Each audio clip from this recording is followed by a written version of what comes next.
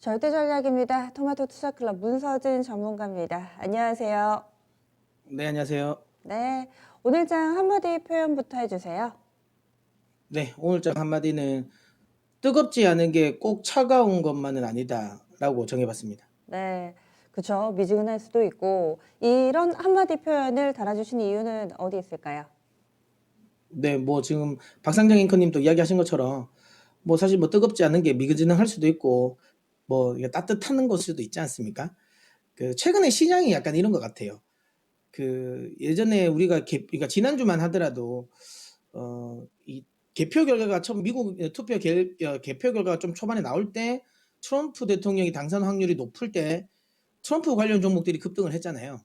그리고 나서 이 바이든 관련 종목이 또 급락을 하고 그다음에 또 그다음 날 바로 바이든 후보가 역전을 하면서 트럼프 관련 종목들은 또 급락을 하고 바이든 관련주는 급등을 하고 오늘 같은 흐름 또 보면 화이자가 백신이 뭐 개발을 했다 이런 이야기가 나오면서 화이자 관련 종목들이 급등을 했습니다.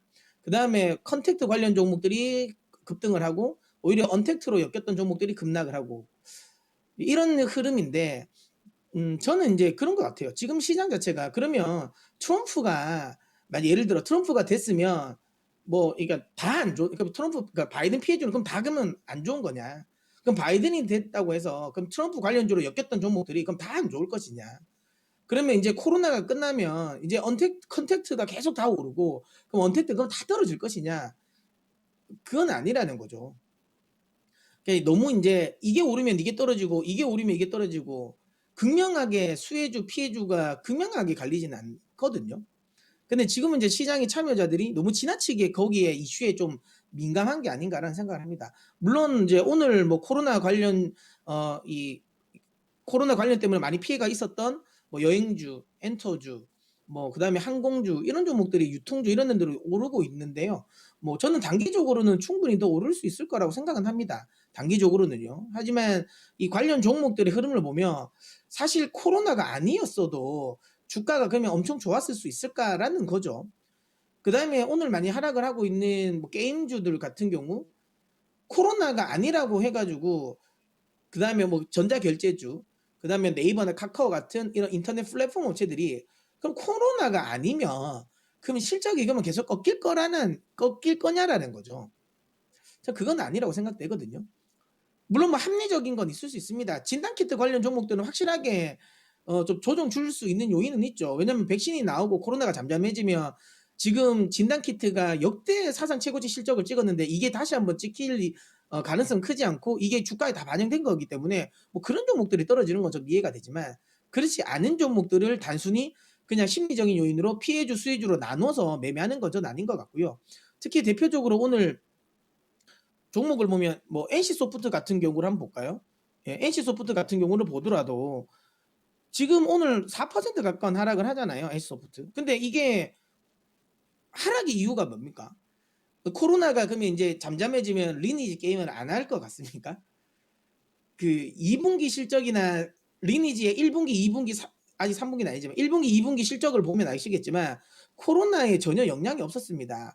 그러니까 일부 이 캐주얼 게임주들 같은 경우는 코로나 영향을 많이 받았죠. 집에서 쉬니까 게임을 많이 그동안 게임을 안 하던 사람들이 게임을 하니까 뭐 당연히 실적은 많이 늘어날 수밖에 없지만 이 NC소프트가 주력으로 하고 있는 게임이 리니지지 않습니까? 그 리니지라는 건 게임을 안 하지 않습니다. 코로나라고 뭐 코로나가 아니라고 게임을 안 하고 코로나라고 게임을 더 하고 그러진 않아요. 그러니까 매출의 변동성이 그렇게 외부 조인에 의해서 많이 흔들리는 종목들이 아니거든요. 그러니까 이런 종목이 그냥 단순히 게임주네, 나스닥이 언택트가 빠졌네라고 해서 파는 거는 아니라고 생각되고요. 오히려 이런 자리에서 이런 종목들을 매수라고 보시면 되는 거고요. 그리고 오늘 반도체 관련 종목들이 좀 빠지지 않습니까? 뭐 이게 코로나라 저는 관계가 없다라고 생각합니다.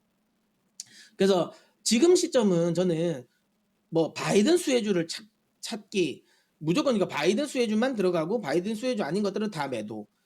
그럼 코로나 이제 끝날 것 같으니까 그럼 컨택트만 집중, 언택트는 매도. 이런 쪽의 흐름은 저는 아닌 것 같고요. 저는 그랬으면 좋겠습니다. 지금은 뜨거운 것도 차가운 것도 아니고요. 그냥 따뜻한 걸 찾으셨으면 좋겠어요. 그러니까 바이든이 되건 트럼프가 되건 상관이 없는. 뭐 코로나가 종식이 되더라도 상관이 없는 종목들이 있지 않습니까? 뭐 결국에는 이제 시대적인 흐름을 타고 가는 것들. 뭐 전기차 같은 경우가 제가 요즘에 뭐 뉴라고 새로운 시대에 새로운 걸 투자를 하자고 해서 제가 뉴라고 많이 이야기를 하고 있지 않습니까? 네트워크, EV, 예, 그다음에 이제 윈드 뭐 이런 식으로 해서 뉴라고 이야기를 많이 하고 있는데 이런 종목들은 대부분 다 시대적인 흐름이잖아요. 반도체 업황 같은 경우는 오히려 코로나가 끝나면 훨씬 더 좀 좋아지겠죠. 바이든과 뭐 중국의 통상 마찰이 조금 더 완화되면 오히려 더 좋아질 가능성도 높고. 특히 코로나 때문에 데이터 센터가 증설이 많이 좀 지연된 부분, 이 부분을 뭐 이제 코로나가 또 완화되면 다시 이제 재개가 되니까 뭐 서버 딜에 많이 팔릴 것 같다라는 거죠. 뭐 이런 거 뭐 반도체 같은 거는 사실 뭐 코로나가 뭐 종식이 그렇게 막 늦게 된다 하더라도 전체적인 큰 사이클상 괜찮은 거고요. 그다음에 뭐 풍력 관련 종목들 같은 경우도 사실 저는 트럼프가 돼도 상관없다고 그러지 않았습니까? 결국에는 시대적인 흐름이 신재생으로 넘어가고 있는 거. 전기차가 코로나다, 뭐 바이든이든 트럼프든 상관없다. 시대적인 흐름이잖아요. 5G라는 것도 시대적인 흐름들. 이런 종목들을 저는 투자를 하는 게 맞지 않나라고 생각을 하고요. 너무 지나치게 시장 이슈에 민감하게 반응할 필요는 없다라고 보고 있습니다. 그러니까 시장 이슈에 상관없이 오를 수 있는 종목을 지금 구간에서는 매수를 하시는 게 좋다라고 보고요. 다만 저는 이번에 이제 코로나 사태에서 우리가 봐야 하는 건 환율의 흐름이라고 저는 보거든요. 뭐 차트를 한번 보시면 이제 코로나가 끝난다, 종식이 된다. 근데 이게 종식되려면 시간이 많이 걸리겠죠. 이번에 화이자가 최종적으로 뭐 FDA 승인을 받고 실제로 이제 생산을 한다 하더라도 초반에는 본인들이 다 생산을 하겠지만 뒤에 나중에는 이제 CMO 쪽으로 이제 맡기겠죠. 업체에 맡겨서 조금 생산량이 늘어나긴 하겠죠. 하지만 그래도 한 달 한 3천만 개 정도가 뽑기는 어렵지 않을까라는 생각을 하고요. 뭐 이런 걸 다 감안하면 이 뭐 전 세계 사람들이 어느 정도 코로나가 안정이 될 정도로 백신을 맞는다? 이것까지 기다리려면 한 6개월 이상은 있어야 되지 않을까요? 아직까지 제가 보기엔 좀 추가적으로 더 시간은 필요해 보인다. 하지만 인제 환시장은 좀 더 먼저 움직일 거라는 생각이 들고요. 코로나가 종식된다면 아무래도 연준 그러니까 중앙은행들의 돈 풀기는 좀 멈출 가능성이 높습니다. 유동성에 대한 우려감은 쪼금 있을 수 있는데요. 물론 아직까지는 저는 아니라고 보거든요. 왜냐하면 코로나가 그러니까 종식되고 경기 회복세까지는 확인을 해야 되는 거니까 그 부분은 좀 중요하게 시간이 좀 더 걸릴 것 같다는 생각이 들고요. 다만 인제 유동성에 대한 기대감을 지금 보신 것처럼 쪼금은 시장 입장에서는 약간은 좀 누그러뜨린 건 맞는 것 같아요. 지금 보시면 호주 달러도 지금 윗골이 좀 많이 달면서 좀 내려왔고요.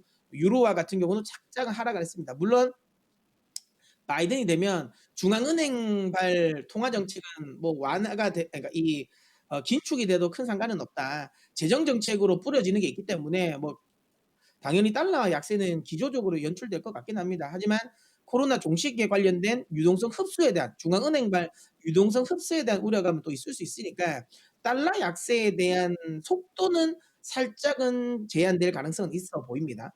그렇다면 이제 외국인들의 우리 시장에 대한 매수세가 살짝은 속도 조절은 나올 수 있다라는 것 정도만 우리가 체크를 하면 될 것 같고요. 뭐 이게 인제 단계적으로 상승 속도를 쪼금 늦출 수는 있지만 추세를 바꿀 것 같지는 않습니다. 그냥 요 정도만 저는 인식하고 대응하시면 될 거라고 보고요. 결국에는 앞서 이야기 드렸던 시대적인 흐름으로 가는 종목들은 뭐 꾸준히 모아 가셔도 큰 상관이 없다라고 이야기 드리도록 하겠습니다. 네. 그런 시대적인 흐름이라는 건 그동안에 강조해 주셨던 그 5G라든지 혹은 신재생 섹터 이쪽 말씀하시는 거죠? 네, 맞습니다. 뭐 제가 요즘에 계속 강조하고 있는 네트워크, EV 그리고 윈드 이렇게 해서 2차 전지, 5G 그다음에 풍력 요쪽에 좀 많이 투자를 저는 좀 하셨으면 좋겠고요. 그래서 오늘 제가 인제 이 관심을 가질 만한 종목은 저는 세아제강이라고 오늘 또 가지고 나왔는데요. 제가 풍력 이야기할 때마다 항상 이제 강조를 드리는 종목인데요.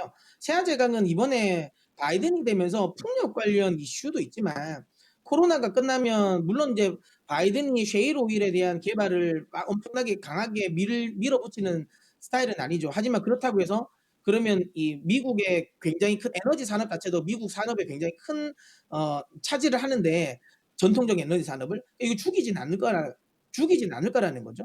더 키우지는 않겠지만 이 상황에서 일부러 규제를 하지는 않을 것 같습니다. 그리고 인제 코로나가 끝나면 셰일 오일 업체들은 다시 제가 보기에는 이 셰일을 생산을 또 재개를 또 할 것이고요. 이렇게 된다면 유정관용 관광도 많이 좀 팔릴 것 같고요. 세아제강 같은 경우가 항상 좀 이제 문제가 됐던 건 트럼프 시대 때 이 유정관용 관광에 대한 이 반덤핑 관련 관세가 굉장히 많이 부과가 됐거든요. 물론 이게 인제 최종적으로 이제 승소는 했습니다. 법원에 승소를 해 가지고 이 관세를 21%에서 3%대로 낮춰주긴 했는데요. 바이든 시대에는 이 관세는 더 낮아질 가능성이 높다라는 거죠. 그러니까 유전관용 강간 수출에 대한 미국 북미 수출에 대한 기대감도 있는 상태에서 해상풍력 이제 핀파이프 관련 수출 기대감도 큰 상황이기 때문에 저는 이래나 저래나 꽃놀이 패를 쥐고 있는 종목이라고 보기 때문에 세아제가 계속 관심을 가지셨으면 좋겠고요. 풍력 관련 종목 중에서 밸류에이션 매력이 가장 큰 종목입니다. 예, 좀 편안하게 매수를 하셔도 되지 않나라는 생각에 세아제강 이야기 드리도록 하겠습니다. 네, 알겠습니다. 자세한 말씀 고맙습니다. 네. 네.